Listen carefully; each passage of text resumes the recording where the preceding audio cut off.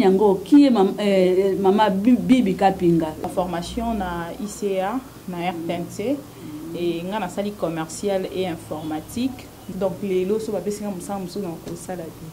Na olinga pété. Musala nga na lingi, musala nga na poni eza musala ya télévision pe ya présentatrice. Bien té. Donc ceux qui olingi o vanda na bato na nyoso bien faux ala oyo kutana nango awo tiki yango awa. Oyo kutana nango na ngambo yo tiki na ngambo wana. Ozala bien. Il y a ma belle qui toko teza ko honorer, teza ko peut se respecter. D'abord, beaucoup de réputation ma bête quand la zone généralisée. Mais vous avez bien placé pour se défendre. Kolata ma belle. Ba comme ko na mission ya ko séduire, même ba inviter, même ba téléspectateur ba otala bango, ba comme ko na bête ya ko luka mabala. Et ça mutu passe là qui na boulevard, na ville. Donc amane ko miteka, tant na ba boîte de nuit ainsi de suite. Ba yebisi ba souffler que sur aucun internet au mitiki karamboye ba tonton na biso to mususu ya Paris to ya Belgique to ya États-Unis ba ko ka bongo te heureusement moi kona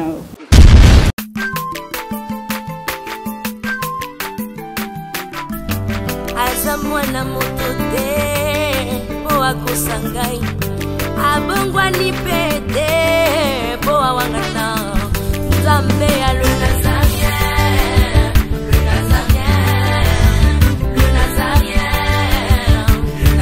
Samba, ayebana kitoko kuma mukondima atako babakola ki mafuta na musakolima lelo ya yo bolingo ebatelile Nazareth lipamboli oyo mona na katempeni mama kantelobi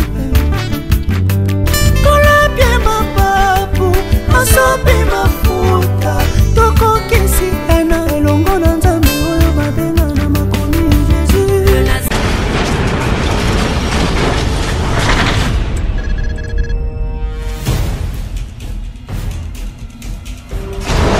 Naolia bakiti na ba mesa. Ah. Atanya ukondoko. Na mona yo. Na chayo na mwamba. Na minito na kata bena katikata saki ya fufu. Oui. Allô, est-ce que tu bonjour. Boni. Et l'autre côté, et puis qu'il y a mon bureau à travailler tes micros. Donc dès que tu as un galère na niveau 0. Tout ça là boy. Moi il n'a pas un bon vraiment mingité. Mais nazo tchela bino moi mutio naza nango na agence moko boye Nazareta. Sarita qui dit sérieux. Oh. Maman comment des bongo donc yo pesa ufuti mbongo tuna partir à poto biso to ya to jibilo. Na bengi ya Scotty. Agence moi ifungami comme nango Nazareta. Na kufie. Agence lisusu. Naka sa su mulongo kuna. Kuna iza mamba mulongo te. Ye si afuti mbongo kuna partir à poto, biso tozoke ko récupérer biloko oli. Ah tika boyeko. Yeso mona makama bongo na monte. Bat papesi mbongo kuna biloko ko récupérer biloko oli na agence. Ezalaka. Mais yango bandi. Mama. Leki nanga yebisi ngai mena ndimite. Na lingi na mona ki mona beso. Poli kamba boye. Na monte na ne salamate. Mama yebisa ngai. Bapesi mbongo kuna biso to récupérer biloko ko lia awa. Ya solo boutique Nazareta, ezali boutique où ezali à distribution ya produits alimentaires. Ah! Na sali poto sunga bandeko oyo même ba oyo bazana na peu de ressources. Comme la boîte bandeko bazana niveau à Kinshasa même avec un petit rien. Donc à partir à $10, $15. Donc si vous avez un bon côté, nous devons la poto ko sunga yo, a ozika biloko ko lia. Eh maman Nazareta nzamba pambola ya bakise mikole belé awa na sena mokili. Et bon awa tozawa poto yeba adresse awa. La boutique Nazareta est ici à Kubungate, toza sur avenue Monkoto numéro 1, direction Elengesa. Face à face na église catholique Saint-Vincent. Ah, direction Elengesa, Monkoto numéro 1, à face à l'église catholique Ah, c'est ça, l'école. Bon numéro de téléphone, vous avez monté déjà, vous avez on a 3 numéros pour Paris, vous avez un numéro pour la Suisse, vous avez un numéro pour la Suède. Ah non, non, non, non, non, non. Nazareta nous allons la Congo ici. Julia, nous allons la Kangisa qui a foufou. Eh, il y a modé, il y a un foufou.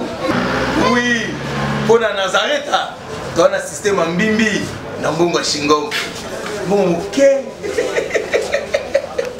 Vous allez sérieux. Ça c'est du sérieux. Abongwani pete po awangata Zambe alo nazarien. Grande est ma joie de vous savoir, mais de vous compter nombreux en train de suivre cette émission Maloba Mwasi sur le www.lenazarientv.com. Ainsi, je débarque chez vous, toc toc toc, sans avoir été invité. Je débarque chez vous et je dis bonjour, bonsoir. Cela dépend de l'heure à laquelle vous allez me recevoir chez vous. Et pour tous les enfants de Dieu, je dis shalom. Laisse que la paix du Christ habite abondamment dans vos maisons. Nous sommes bel et bien, voulais-je dire, vous êtes bel et bien dans votre émission que vous aimez bien, Maloba Mwasi. Une émission autour de laquelle je reçois pour vous les mamans, les jeunes filles qui viennent partager avec vous l'expérience de leur vie quotidienne, l'expérience de leur métier, l'expérience de ce qu'ils font comme activité. Ainsi, j'ai le réel plaisir de recevoir pour vous, pour la toute première fois, une concert que vous aurez l'occasion de la voir et d'entendre sa voix d'un moment à l'autre. Mais avant tout, j'aimerais d'abord, vu tout à l'heure la technique, demander un élément, si c'est possible. Nous allons glorifier l'Éternel qui a permis à ce que nous puissions être comptés parmi les vivants. Lui qui a renouvelé ses bontés sur toi et moi. Il y a de quoi lui dire merci au travers de ces cantiques. Régie.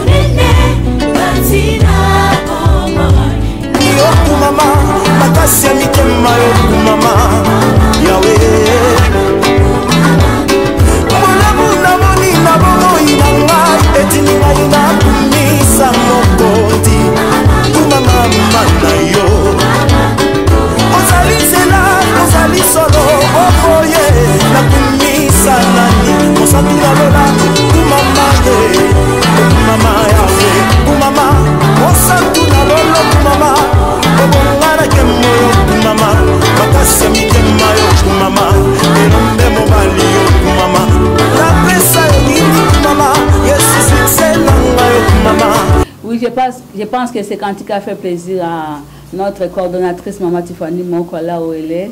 Et pourquoi pas aussi à mon mari, pourquoi pas aussi à sa reine, Scotty, Alain. Je vous aime de l'amour du Christ et à tous nos abonnés qui se trouvent partout, dans tous les 5 continents, parce que les Nazareth vraiment est suivi partout dans le monde, en Amérique, en Asie, en Afrique, en Océanie, en Europe. Restez bénis et restez branchés. Vous ne serez pas déçus en suivant cette émission. Ainsi, sans toutefois monopoliser la parole, je tourne directement vers mon invité du jour, à la personne de Bibi Kapinga. Bonjour Bibi Kapinga. Bonjour maman.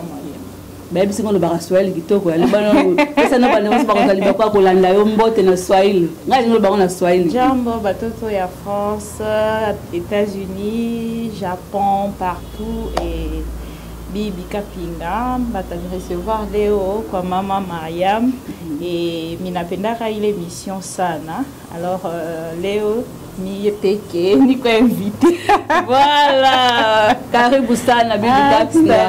Merci. Voilà, voilà les allez quand ndinga mabete pour beaucoup de langues, mais à 4 langues nationales, Chiluba, Swahili, Lingala, Kikongo. Le comme c'est toi bata côté moko ba voisin muzuri, tikato betango. Je pense que ça libino mabete. Donc nazana se ngebla bino ndeko na bino, mwana bino, yaya na bino, leki na bino bolinga ka mingi. Aza boko concert nanga na site Ma Mission TV, n'est-ce pas? Voilà, Léo la s'appelle pour yamba une émission Maloba Mwasi, émission yo tolobisaka batu, tolobisaka bilenge, tolobisaka basi au travers ba sujet belé. Bon Léo na zasuna esengo encore une fois ko yambela bino ndenge notre koloba mama Bibi Kapinga, wa tali bongo concert na ngai na kati na émission oyo. maloba moi si maman Bibi Kapinga ko yamba on allait Nazareth pe ko le kan émission maloba moi c'est ça lion ndenge nini. Ça me fait déjà un grand plaisir de savoir que l'émission Ernanara déjà moi si ayaka partage l'expérience naie puis ami lobela raye moko oyaza alors pour na bateau peut-être pe bazo maîtriser na télé lo ndebo rozala moi maîtrise to moi savoir moké concernant ba découvrir voilà. Nani yango qui est maman Bibi Kapinga oza bien placé pour na présentation no penda complète tam so amona kawa hier na site na bino obilo bela kapenda yo moko te wala bako pesa melio nani yango Bibi Kapinga azali moi si lokola a déjà ça kolobela moi si et moi si moko abotami na famille abana 8 aza 6e na famille na ye d'une famille moderne. Alors, animatrice télé, et ça fait 10 ans que je fais le métier Oyo. 10 ans déjà? Oui. Ah bon? 10e année. Félicitations. Hein? Merci beaucoup. Alors, nous avons une chaîne à Kinshasa, et puis Internet, puis dans ma mission TV. Alors, Internet, tout ça fait pas longtemps. Donc, nous avons coordonnatrice à ma mission TV, mère d'une fille, Keren Apouk, ma princesse, et voilà, c'est un peu ça. Bibi Kapinga est du fait na yo oza ramasi osala ina osala efasik bien ça kaka donc na sali facilité mais na suivre beaucoup plus des cours na ba formation na ICA na RTNC et nga na sali commercial et informatique donc on a déjà diplômé gradué na informatique na commercial. OK. Merci Bibi Kapinga. Kozalelo journaliste topé animatrice na site ma mission hormis ma mission le bio na ba chaîne émission a aussi ko le ko tanga ça ne dérange pas. Ouais, ma carrière nanga na ba 10 ans na Zolobela, j'ai travaillé avec Horizon 33 où j'ai débuté ma carrière la chaîne Horizon 33 de Messier Charles Okotolo la Combe. Après sa chaîne, je suis allée à Passant à Africa TV et puis je suis allée à la RTGA où je travaillais avec des gens comme de Roger Baka, de 33 Chitengue, tant d'autres. Et puis je suis allée à Molière où j'ai vraiment fait des succès fous à Kinshasa. Et après Molière Télévision, je suis allée travailler avec Kinshasa, pardon, Kin 24 de Monsieur André Kimbuta. Et après Kin 24, actuellement, je suis avec la chaîne Sambé Digi de maman Ariette Wam.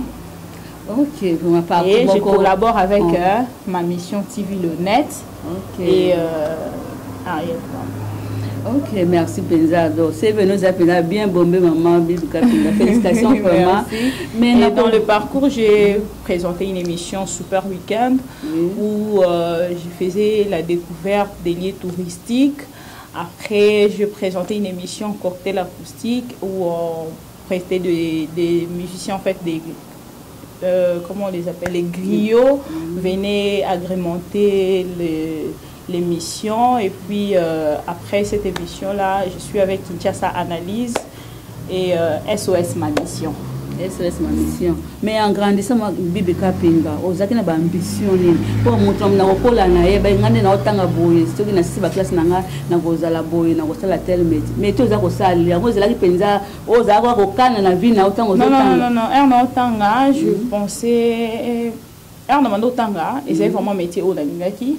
Mais beaucoup plus mon papa avec ma maman, babane ko rêvé de sorte que na la directrice commerciale na société moko quelconque, voilà pourquoi m'avoir orienté na commercial et informatique et na saliango bon ça ne combinait pas toujours pendant que j'étais à l'ISIPA et j'ai combiné avec les formations de journalistes. Allez, voilà pourquoi je me suis dirigée na kukola nanga na oyo yo motema na ngene ko linge, je me retrouve comme ça. Tu te retrouves vraiment. Je vais au salle oyo za ko kana na bina yo lelo yo et pambolio quand même ça ko sala. Oui, et pambolinga non loba merci d'abord na Nzambe oyo a mi passer to moni bato ebele donc pour chercher les succès, ils se sont dirigés dans tant de trucs babunga penzela.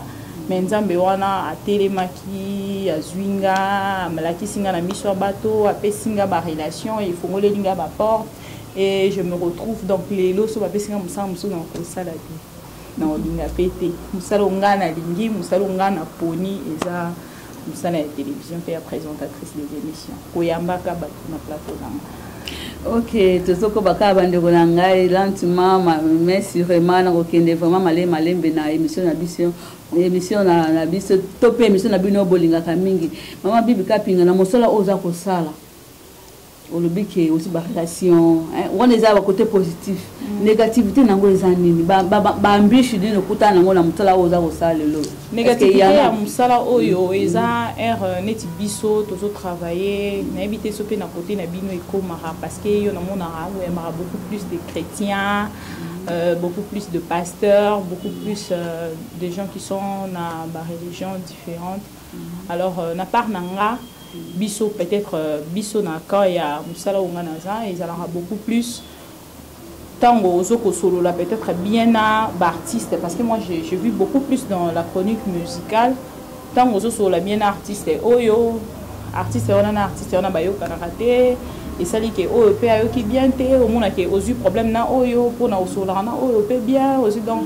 les gens ont problème au côté la ba ranking ya ba invité na yo mususu peut-être bo solo la bien juste pour na yamba ki maman Mariam na yamba ki tantine Tiffany ainsi de suite donc ils ont ma difficulté to kuta na et puis critère mususu ou peut-être basé là ka ba ndeko na biso mususu na télévision au tali lobby bon par rapport na ye bon je ne trouve pas ndinga bakoki ko écarter nga bazuye monique bokepe place mususu na chaîne mususu à télévision bo sali pe casting bien mais ba condition mususu autant mususu va proposer bino pour que aux espace ya télévision quand tu te dis que nga na tangaki nga na sala ki boye o na ko sala te o tali pe na chrétienté na lobi o na ko sala te donc ça va parmi les difficultés autour de beaucoup plus que tu n'as beau moi si les gens invité mususu au yambaye mais il te pose des conditions non azo memona nous boyer tout ça et tout nzo kazo le côté mususu moi si et donc ça parmi les difficultés autour de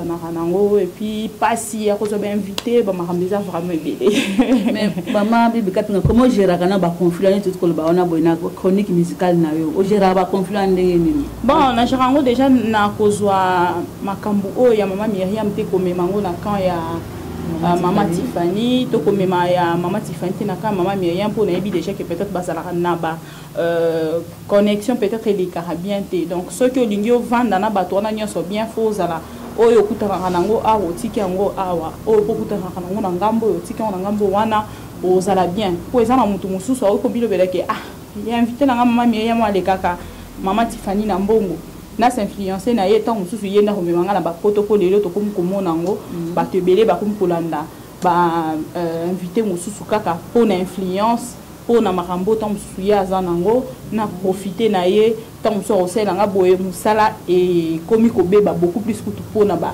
difficulté wana et voilà un peu ngana sala rapporta juste de la part des choses oya yo non mema te oya yepe non mema te ok on a protégé en fait musala na c'est ça voilà maman Bibi Kapinga tozoko baka na mituna na biso autre que le calamité qui tient côté la presse en ligne c'est quoi ça là combien d'années tout ça en mois novembre ça fait un an un an donc la télévision la sali 10 ans la presse en ligne 1 an donc 9 ans il y a télévision 10 ans on a ça 1 an il y a presse en ligne. Si on a la presse en ligne, maman Bibi Kapinga, le col à moi si je pense que je représente la minute bande que nous sommes basi, autour mon alelo penza, bah comme vous voyez moi, n'épité.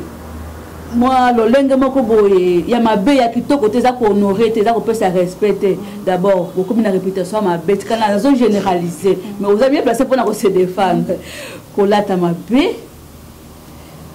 Bah comme vous la mission ya ko séduire. Même ba invité même ba téléspectateur ba otala bango ba comme qu'on habite à koluka mabala potozongela autre que ça ma mère d'une petite fille Keren tokozongela angle wana sima ça na nini beaucoup ko ça ko misambu ça côté kan nzoto kolata mabe non soana pona yo na limite au seul exception maman Bibi Kapinga. Moi je dirais bato nyoso ba Holanda biso depuis ba ibinga la presse en ligne en fait ba mi ina se dirijaka ba ebi ndenge nini na se comportaka envers bango même si nakutani na bateau peut-être bango nyonso bayebi ke bateau peut-être azotambola bien te moto azotambola ta so naza na kati ya milieu wana bayebi ko distinguer moto na moto. Alors nga na part nanga concernant peut-être koluka mibali, ça je ne sais pas, c'est entre guillemets pour s'exposer entre guillemets aussi. Kolata mabe voilà ndongo lobi entre guillemets aussi. So la mina fongola mokie parenthèse dans le bas. Ils ont mutu na mutu oyoyo ayebi nini azosala, dans quel sens na contexte ya kolobake ngati na ina musala oyo na yebi ndenge nini na bandaki ko lingila musala oyo na yebi ba modèle oyo ngana landa. Alors na ba modèle quelques modèles nanga na chronique musicale eza Henriette Kanjinga azana Suède actuellement na libala na ye na papa René Makondele abalakala azana Suède na mobali ne papa René Makondele na pesi bango mbote et puis mami Lela mami Lela pe cancer nanga grande sœur ona linga mingi pe na apprécier musala na ye aza parmi ba donc bango mi balende baza ba modèle nanga. Alors surtout qu'il y a un journal na mumande comme on a ndeko Chantal Kanyembo et puis Nancy Odia so na kena génération nanga ndeko nanga Barbara Nzimbi wa équipe collègue nanga école donc voilà on est ça bateau ba vraiment ba modèle nanga na ndenga musala.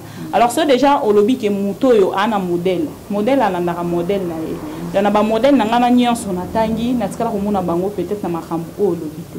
Alors le quoi ngana o suivre bango na sima déjà na cause na dini wana te ya ba makambo peut-être ko ya ko luka mobali muto ko ya ko luka mobali na nzira musala na ye na ndinga ko s'exposer na ndinga ko séduire ça peut-être muto za sur na été ayebi oyaza te pour muto ayebi oyaza a opesa ka musala ndeko yela ye makambo nyonso peut-être ye arrivant na mutu na ye e ko pesa ba ouverture e ko pesa yo pe mobile ndengo lobi e ko pesa mobile tant musu na mission de service moko ke yo kutani pe na mobile et ça raté mobile azolando na télévision directement yenda za mobile na yo j'ai doute fort donc ezo pesa passe quand yo lobi en tant que maman.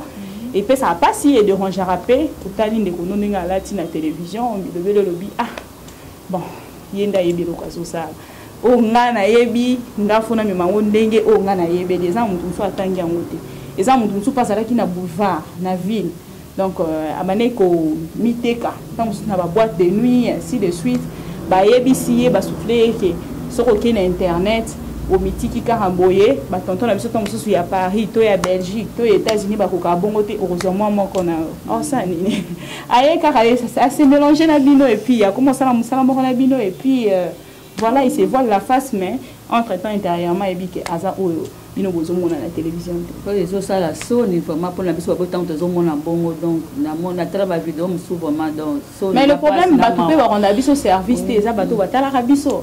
Pour ça, l'émission, on va tout ça, si tu aussi ici au tchon on internet, au cours constater puis tu peux descendre vues.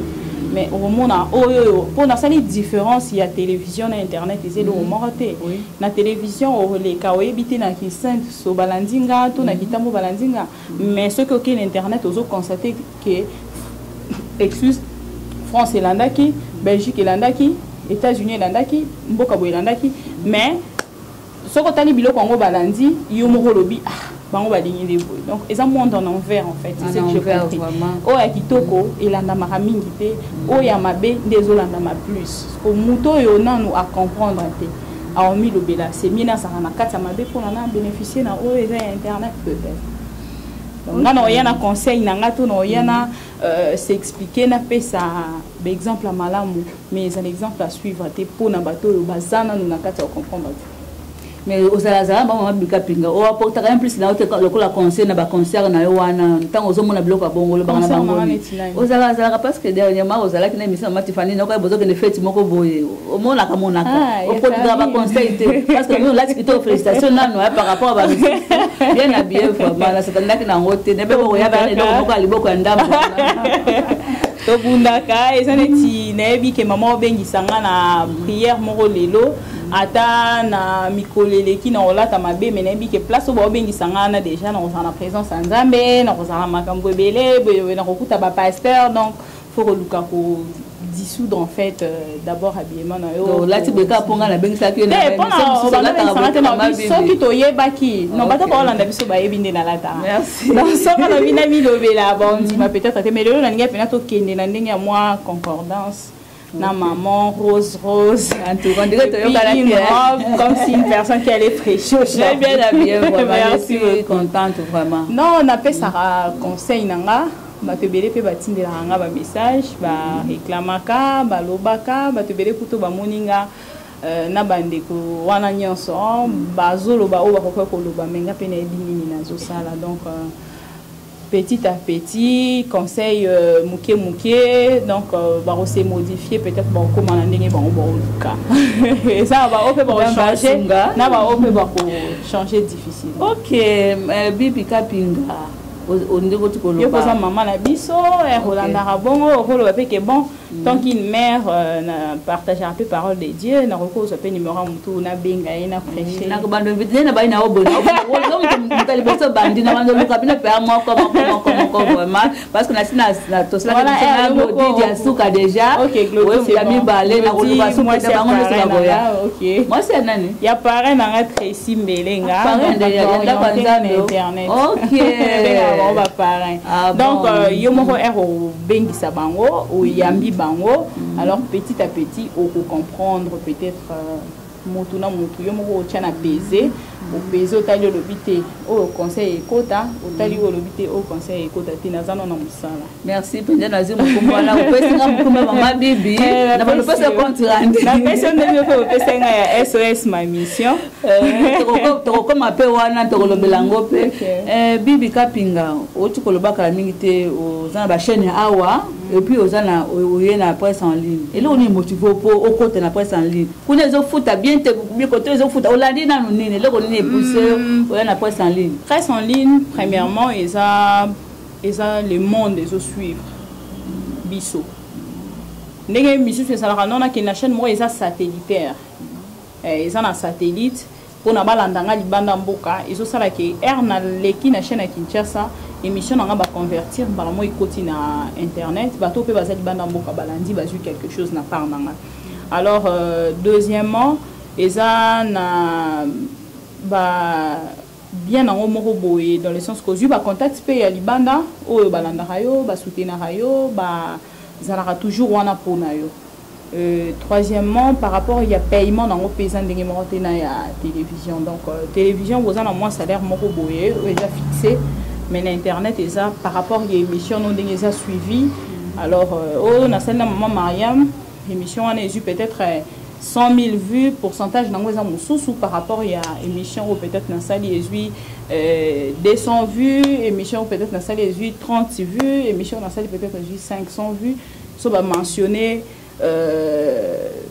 basali sommation ya ba vu na yo wana nyonso na fin du mois aux en mois salaire moko peut-être égaré à aux aura déjà na télévision. Alors paiement nango vraiment des et peut ça ranga sous makasi au travail dans un biso faut bosser dur pour que au réceptionner tandis que na télévision na ça déjà na salaire moko o eza fixé na contrat eza bongo. Or na carte internet ezo varié par rapport ya émission ndenge elanda mikolanda ma émission des osalaki et au futama na mabe na ngo mamalamu pe moi moi nini voilà mabe na ngo eza côté ya liberté libertinage na question ba libertinage to liberté donc eza na limite en fait eza na censure la télévision quand on auto censure télévision il faut diffuser pour la mœurs et l'andabiso mais internet ils ont la limite en fait ils ont la auto censure pour la mœurs et l'andabiso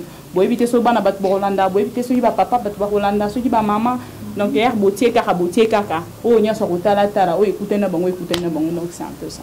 Merci bande kolanga je pense que émission zako c'est Pelisabino vraiment tout Bernard ma mission TV maman Bibi Kapinga na kala minute na te kolanda émission bosela maman Tiffany nakaya maman Mireille wana na epité bato balanda ba monaki bilili wana kotala lolenge mama wana azalaki na kolumba solo na pota wana yo kele te nini te au moins te kozaki mieux place osala médecine vraiment que par rapport à journalisme eza passion na yo koya koyede parce que soki otali kombo ya site na bino ma mission donc mission na eza kosunga bato modèle wana maintenant kolobela ma mission. Bon, dans ma mission TV, je suis comme coordonnatrice. C'est moi qui coordonne Nyonso Elekara dans ma mission TV. Et Herba Namoni Nanya ma mission TV, ngana mando sala Kinshasa analyse. Alors pendant dans sala Kinshasa analyse, comment ma mission ça m'inspire quelque chose. Alors ba ko ilanga kamoko ya mwana moko ya ba ilanga na kamoko ya mwasi mo ba na ngiri. Moi sur un babomène en guérir na mobile inaye na kene na suivre ye et puis na suivre bana na kei na la kisi batune ba image na ele kaki ndenge baboma kele ba assassinat ki alors bana na ba ki kozo bango en charge pas ya ndeko moko na poto po na ba classe alors ne ko pesanga image ya SOS ma mission pour lancer cri pour sauver une vie. Alors nde wana na bandaki to bandi na mwana moko mobile utaki boma Alexandre ayaki na cancer ya munoko donc bato batalaki bamonaki ndenge nyezaki bakaka presque ba ndenge moko na maman Mireille de ba yo la biso pe maman Mireille en fait il faut avoir un cœur mais naiki ko perdre si comme ya lobake et là on allait ko bossa na peut-être ko sala ou peut-être pasteur na ngautu ko reprocher nga les allait peut-être que ko sorana nous malade on a tokene na pas pasteur nanga a prier pour na pesi ba directive de toké sikoyo na malade on a la télévision pour nous relaxer batu basungae toko prier ta pendant une semaine avant bo l'examen na télévision pour batu basungae parce que batu on a pe batinda bambongo na bango baza bato yo azana posa kosunga mais ça mutu mususu osungi pe a bloquer yo donc pasteur a dit mais kay pena ko bindanga mato pe ko conseiller nga prochainement ceux qui na ko sala et les canons na ba directive il y a église pour la prière. Et puis après tout peut s'en aller donc monter mananga et ça m'a déjà pour notre sunga bato donc na sungara déjà même na milieu nanga musala na milieu ndaku il y a entourage nanga na zara déjà na monter ma ya sunga alors na monaki na SOS ma mission pénalité on doit sauver une vie mais pas seul avec des gens qui nous suivent donc de partout dès que lancer que mission SOS ma mission Batoupé babandi kosunganga la vie voilà déjà on sauve des vies et maman Mireille déjà bamoni ndenge nini opération na e salamaki ya liboso batu bamoni ndenge nini mono Alexandre pe bapesa ba contribution pour na ba sunga e batu bamoni ndenge nini bana o ya ngeri maman na bango ba assassinat ki batu bayaki pour bazo bango en charge donc et ça déjà eloko moko ya malamu donc na ba bloc ndenge wana soki muto atelemi pa bundisa yo donc eza lokwa ba barrière et ben nous en avons lokwa ngana makasi mingi lokwa maman Mariam te na mabondeli na le kalanga na motema kofunga makosunga ndenge bibezo ba alors pour que nazwa lisungi ya kobundilanga na ba bitumbananga familial ou ya musala donc voilà c'est un peu ça. Ok, toujours que de cas lentement, merci vraiment na sur émission na biso na bandelon la hôtel que tant on a eu ça aussi la présentation ba qui aux mère d'une petite fille répondant au nom de Keren. Bibi Kapinga état civil de Lobela Kite. Bon, je ne peux pas dire mariée tout comme divorcée. Je suis une femme bon, je peux encore dire mariée parce que bon, le rôle aura été si vite compliqué. Le rôle a compliqué. Ça soit tu célibataire, ça quand tu parles, soit tu célibataire, soit tu parles. Ok, ayo. Et ça la catégorie entre lui balé wana. Compliqué. Compliqué. Voilà, maman Bibi Kapinga ba je me suis mariée officiellement parce que Keren c'est une fille à Botami dans le mariage. Alors, il y a eu des problèmes, il y a eu maman, peut-être pour comprendre, on est photo sur la police. Ils ont un problème, et c'est pas ça qui pour que ça a état civil compliqué. Voilà. Donc, si et cause changer, elle a changé en fait. Tout dans Bali, Asika, tout dans Zongani, il y a compliqué. Donc, c'est à ce moment-là que je vais parler de mon état. Maintenant, la personne papa qui est une botte ici aux Ali, et c'est plus compliqué. Maintenant, la personne papa qui est une botte ici à Rolandangai. Maman Maria, voilà, songi. C'est compliqué. Donc, j'ai eu cette petite fille. Donc, je suis avec elle, elle est avec moi, donc elle est ma joie, elle est tout pour moi. Vraiment. Elle m'assiste dans des moments difficiles et puis elle partage tout avec moi. Vraiment. Je l'appelle ma princesse. C'est la joie d'une mère. Ce que vous organisez, yoko musala, yoko mwana. Journée na yo okabola kandenge ni o s'occuper na keren tango ni osala kapé bangamno musala. Je m'organise parce qu'avec la télé, je signais avec mon nouveau contrat. Donc, j'ai signé pour lundi, mardi, mercredi. Et puis, pour les autres, j'ai signé pour vendredi, samedi et dimanche. C'est-à-dire, je travaille toute une semaine. Et dans la semaine, on a une heure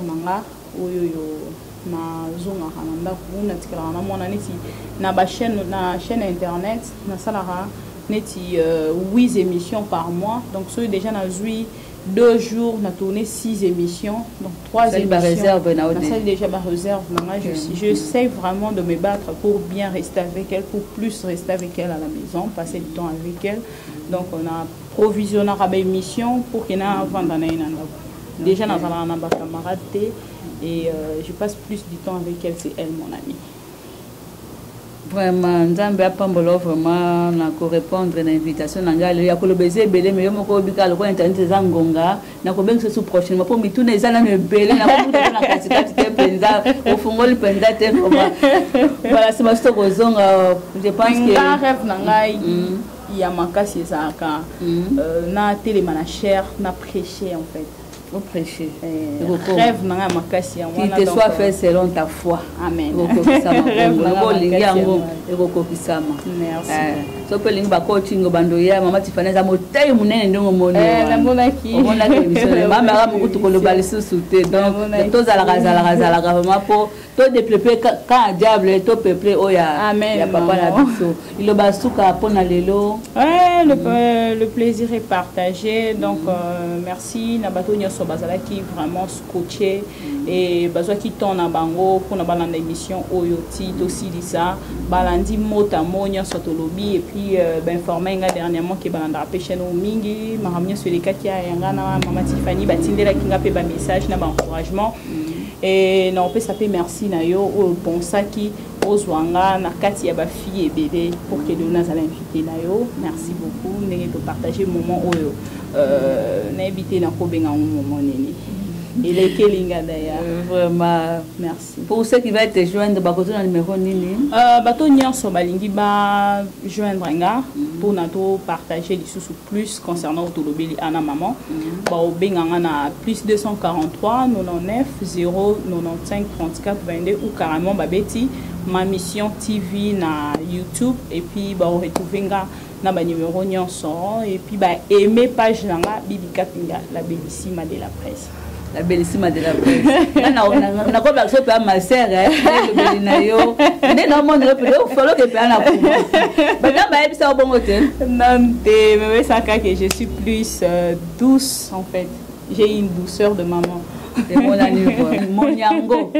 Banyango de babenga bango na lingalo ba sango. Vraiment esengo zala ki mingi pona ngai ko yambalelo concert na ngai Bibi Kapinga.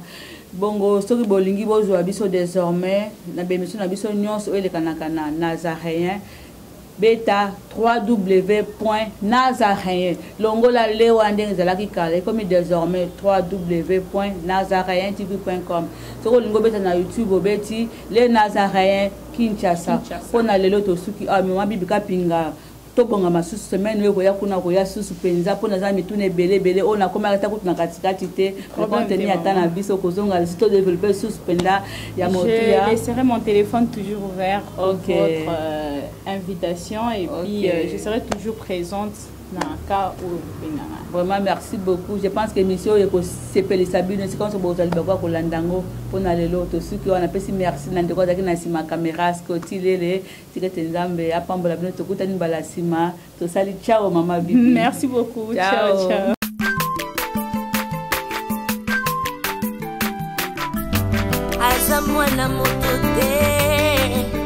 kopesa ngai abongwani pete po awangata nzambe ya le nazarien